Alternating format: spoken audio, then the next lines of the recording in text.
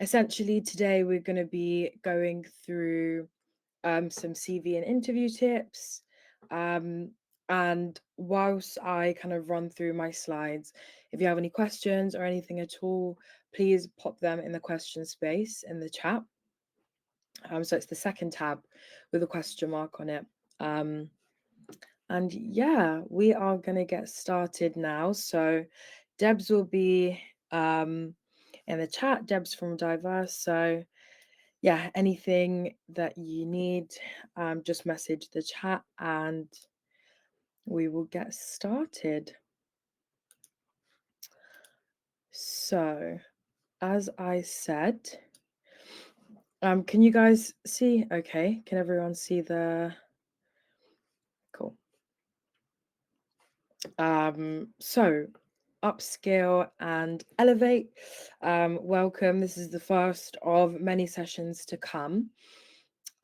We are going to be going through today some CV and interview training, as mentioned. And for anyone that doesn't know me, I am Ayesha. So I'm the client and community manager at Diverse. Most of you will already know what we do at Diverse. Essentially, we help connect yourselves, our kind of diverse community of talent with inclusive employers. And before I joined Diverse, I was in internal recruitment, in finance, and before that, I was in agency recruitment. So basically, using everything I learned in my time to kind of help you guys as much as I can. And like I said, get you connected with the best opportunities. So before I jump into your CVs and interviews, just a note quickly on how to actually find those inclusive employers. So it's important for you to know, of course, what companies you would like to join, dependent on your industry, of course, but also dependent on things like, do they have any D&I initiatives? Do they have employee resource groups inside the company to promote D&I internally? So these are all things that you can research and find out what companies are doing. Joining networking groups, obviously like Diverse. This is me at a Motives event, and I know Motives are actually opening a application season for you guys. I don't know exactly what they do, but if you go on LinkedIn, you can see. And Debs, maybe if you have a link, you can drop their LinkedIn in there. But I know they help with CVs and applications as well. So make sure you're applying to that if it's interesting, and obviously keep us updated on how that goes as well. But networking groups is a great way to find out about employers that are interested in working with companies like ourselves, like Motives, Bright Network, that work specifically with diverse talent. So yeah, that's one way. And then got this here, and I can send these slides to you, everyone that obviously joined. But this is essentially speaking about how important it is to not only make the applications, but also get connected with people that really can help cheerlead for you essentially in the company, and have a good relationship with them, find out about opportunities maybe before they even go online. So yeah, that's also really, really important. But yeah, let's get to it. So the reason that you guys are here, we want to talk about CVs and interviews and how to do good ones, essentially. So when it comes to your CV, I think the top thing that you want to think about is clarity. You want to ideally keep it to one page as much as possible.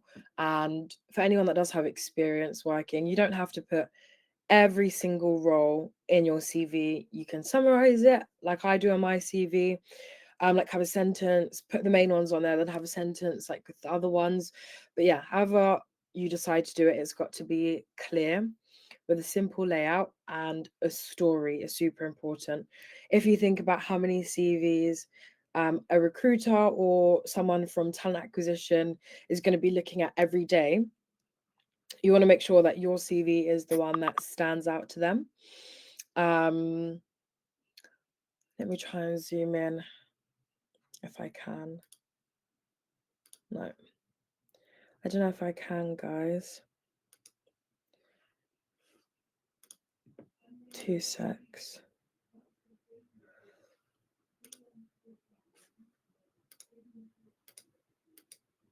Oh, okay, I'm trying to zoom in and it's zooming it out. Let's try it the other way. Hopefully that's a little bit better. And I can still scroll. Okay. So yeah. And you want to try and keep the information on your CV to as little as possible, in bullet points, and make every word count. So use numbers, facts, and figures to show what you did in a role. Don't tell them, show them. That's the part of it being a clear story. So yeah, any other questions about CVs, feel free to drop them in the question box. Um, and for those of you that have less experience, maybe starting out from uni or maybe didn't go uni and just want to go straight into the world of work, there's so many different things that you can add onto your CV. From any education, volunteering that you did, any freelance projects that you worked on, any side hustle in terms of like social media work or anything. These are all things that tell your story and should definitely be on your CV if you can. So before starting on any application, so say you found the employer that you want to make your application to, the 3 things you want to think about before you go in. Number one is your why. Why do you actually want the job? Which is why it's important to, quantity is important. If you're looking for a new role, you want to make sure you're doing as many applications as possible, but quality is really important. Don't apply to a job unless you really want it. Um, and then you understand what the company wants in terms of the person spec. Um, and yeah, like the last one says, ensure that your skills and values align closely to the person spec. When you are applying, you want to show that you can do the job, you want to do the job, and then something to differentiate you a little bit. Like I said, lots of applications. You want to show your human side by telling a story or like a fact about you, in relation, of course, to the application question. And yeah, get them excited and want to continue the conversation further. So many of you will know, a lot of you maybe came from Murky, but as part of Murky, we work with Lad Bible. They're one of the partners that are on the program.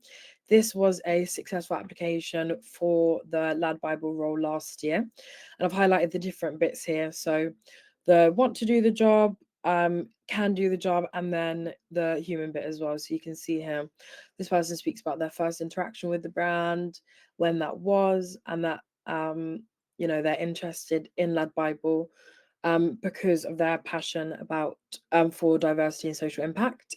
These are things that really do make your application stand out. And you can see he's answered the question, he or she has answered the question with not like, it's not very, very long, but it just says exactly what it needs to say. So absolutely, you want to put more than a few lines into your applications, but answer the question as well and as succinctly as you can, and then move on. So let's say that your application has been successful and you've been invited to an interview. You have to research before the interview, like thoroughly. And the further along you get in an interview stage, the more information you want to have on the company, on the team that you're going to be researching with. But yeah, before you research on the employer, you have to bring it back to yourself first. What kind of value do you want to be bringing to the company? Because this is what you want to portray in the interview. You want to think of at least 5 scenarios. Star, if you can use the star, what's it called? Star answers, basically. And have those examples where, any question they ask you, you've got examples on skills that you have or things that you've done that you can reach to during the interview. And then, of course, the standard, why you want to work for the company, why you'd be a good fit, and why you fit the person spec well. And then, as I said, you want to research the employer well. It really does make a difference if you go in there and you know a few things about, like it says here, their competitors, what their team looks like, If you get a Teams invitation, it lets you know who's going to be in the interview. Go and look them up on LinkedIn, maybe connect with them, find out a little bit more about when they joined the company, if they like went to the same uni as you, for example. Again, these are things that make you stand out during an interview. And then make sure you really, really understand the job description, because there's a big chance that when you get in to the interview, they'll like introduce themselves, you introduce yourself, and then they'll ask you, so what do you think this job is? What's your understanding of what this role is? So make sure that you can feed back to them exactly what it is in simple terms. And yeah, this last point is a really good one. See who done that role before you, try and find them on LinkedIn and see some of the things that they speak about on their LinkedIn, and even reach out to them. Reach out to them and say, you're going for this role, you've seen they've done it before. Do they have any tips for you or any insights that they could give you? So a couple of top tips to finish off. I've spoken about most of these, but yeah, make sure you go in there as a human. It's fine to show personality in an interview. Have a little bit of small talk with them. Make sure that you're early, and you're kind of, even on a Teams call, you're dressed fairly like professionally. Um, and yeah, you really listen to what they say and start strong, finish strong. If you are asked a question that you don't know the answer to, don't you don't need to kind of fill in the gap whilst you think about it. Like, have a glass of water. If they ask you something and you're not sure, take a sip of your water. If you need them to ask the question again, like, ask them to repeat it to make sure that you are gathering your thoughts and you're answering the right question before you go in. And just be yourself, because if you have been chosen, if your application has been chosen to interview, like to bring forward for an interview, chances are they already like you. In that first interview especially, they just want to get to know you. So yeah, try and not be nervous, be honest, and natural. And after the interview is done, drop them an email to just thank them again and reiterate your interest in the role, and just let them know that you're looking forward to hearing back. And I think one important thing to remember is, I showed you some of the other companies that are like diverse. There, loads of us, and that is because there are a lot of companies that are looking for diverse talent.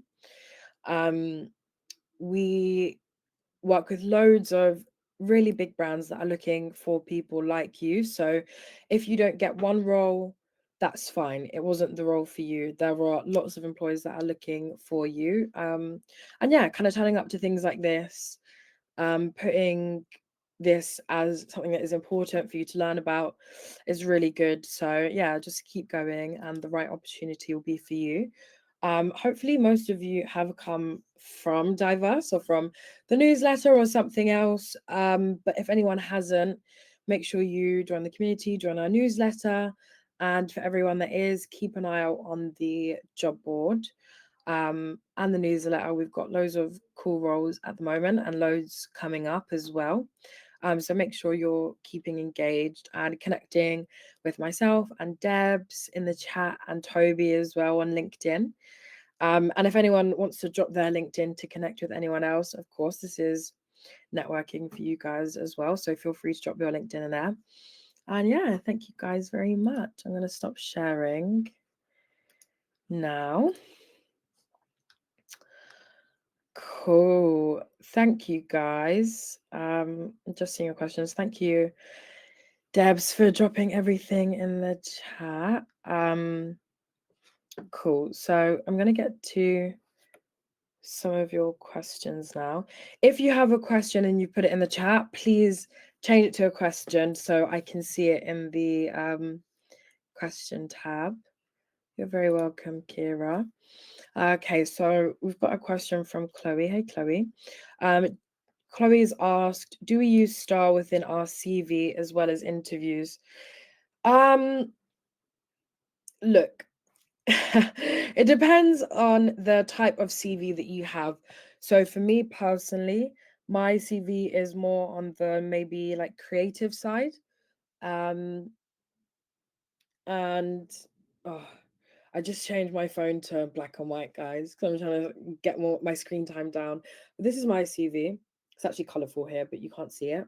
And mine is in star, like, because the way that I write, I'm telling a story.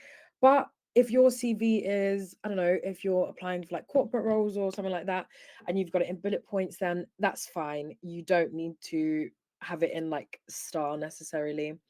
Um, but yeah, I hope that helps. There's not a one size fits all to CVs.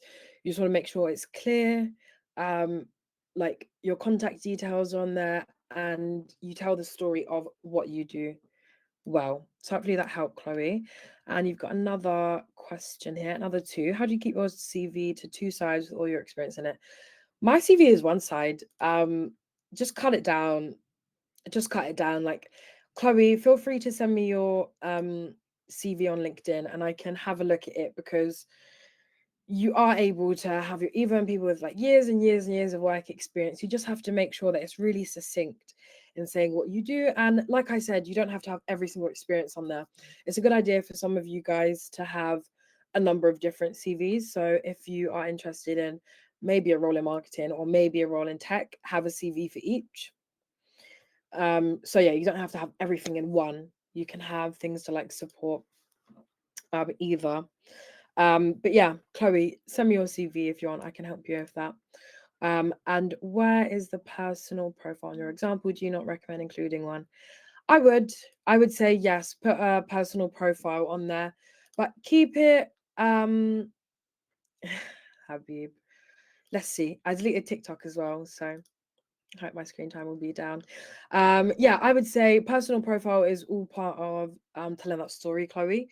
Um, so yeah, I would include one definitely if you are doing two CVs as well, just to, yeah, highlight that you've got these experiences in this, you've got other things that are transferable. Yeah, I think it's a good idea. Cool. So hopefully that helped, Chloe. Milo says, I'd love to find ways to translate my experience in hospitality and admin into my aspirations, events, marketing via your CV. At the moment, you're struggling to stand out amongst those with more relevant experience. So this is a really good question. And actually, I'm sure a lot of people would be interested in this one. So most of us, like when we're younger, will do retail work, hospitality work, um, and these roles that you want to go into events and marketing, are very popular. They're very coveted roles. I think the way to stand out would not be via your CV, to be honest, because like you said, if people have got more relevant experience than you need to find a way to get that experience or make that experience. You don't have to wait for a place to hire you, but create a CV, not a CV, a portfolio on Canva of some LinkedIn mock-ups, some Instagram mock-ups that you've done for like a certain company, and create a portfolio out of that. Um, yeah, you can't wait. If people have got experience, you can't wait to get experience. Like, you have to create the experience yourself. You also want to really tailor your LinkedIn to like aspiring marketer or something like that. So when people go on your LinkedIn, they see what you want to do as well as what you have done. And yeah, I won't say completely you don't do that via your CV, because I'd recommend you do the same thing on there. Like, where you're writing your personal profile, which I'd recommend that you do, you say that you've got XYZ experience that is transferable into events and into marketing, and say that you're aspiring to get into that as well. So yeah, hope that helps. Feel free to send me a message on LinkedIn if you want me to let you know how you can improve your LinkedIn. Rona, hey Rona. Hi Isha, what are some examples of facts and figures to add to your CV? Okay, so say you had a sales job. No, say you have a marketing job, yeah? You can say our engagement across LinkedIn has increased by 50% in my first 6 months because of the whatever that I've done as part of my role. Or yeah, if you are in sales, you can say hit my target or hit 120% of my um weekly or monthly target. Even like in customer services, you can do that kind of stuff. So ways to, you don't, yeah, all the facts and figures that you put in there, you want to show how you met or exceeded your targets in the role. That's what matters. So it matters less. Your CV shouldn't have the same bullet points as the job description for your role does. It's not, it's what you were able to achieve. It's not what you did in the role. So your successes and your achievements is what you want to put on your CV. So yeah, I hope that helps. There's a lot of questions. Sorry, guys. Well, we've left enough time actually. So I want to get through these all because these are all really, really good. Thank you guys so much. Add more questions as well. I've answered those two with Chloe. Chloe also said, what sort of questions should we ask the interviewer? I normally ask about their professional experience. That's a really good one. I'd say prepare at least 5 questions with around 3 topics. One, about the role itself. How will you be successful in the role in the first 3 months or first 6 months? But don't ask that. Don't say those numbers because those are like quite cliche questions. But you could say, um, what kind of targets would you want someone that stepped into this role to be setting as they kind of start on their journey? Or you can ask for a year. You can say in the first year, what would the successful person achieve in their first year? Something like that, I think, would be good. Um, Yeah, and then the second one, you want to ask about the company, the team. If it's like a second interview, then ask about like the team of the people that you're interviewing with, if you're interviewing with your manager, or yeah, something again. So what could some examples be? How many people are in the team that I will be joining? Or how many people will be reporting into my manager? Like, what will the structure of the team look like? Or you could always ask about the future. Do you expect there to be any other openings in the team? Or are there any others open at the moment? Are you doing any more hiring? And then the last question, and this kind of links back to what I said about on LinkedIn, when you get the interviewer, connect with them on LinkedIn, or even if you don't want to connect, if you're a bit shy, just go on their LinkedIn and have a look. And then ask them a question about themselves. So if they've been at the company for a long time, you can mention that. You can say, I see you've been here for 3 years. I can imagine you've seen lots of changes in the time that you've been here. What's been um, the most, I don't know, what's been the biggest change that you've seen, or what's been the most interesting project that you've worked on? Don't just ask them how their time has been, because that's quite broad, but get them to think about something positive, like something interesting that they worked on or their favorite project. And if you end the interview with that question, like it just works well, guys. Like it's a good way of creating like a positive like environment at the end because they're thinking about something good and you get to connect with them over like a positive experience, and it will make you like a little bit more excited to join the company perhaps. And one important thing that I forgot to say, guys, interviews, remember, you're interviewing them as much as they're interviewing you. So you want to get like a positive vibe of how their experience has been. See if you can, picture, like ask questions about to get enough information for yourself about how it would actually be working there. So yeah, those kind of questions. Hopefully those helped. And I think we have definitely got like a guide on our website or something. Oh, Milo added something in the chat about a question. So that's really helpful. Thank you, Milo. Make sure you take a look at that, guys. What was I saying?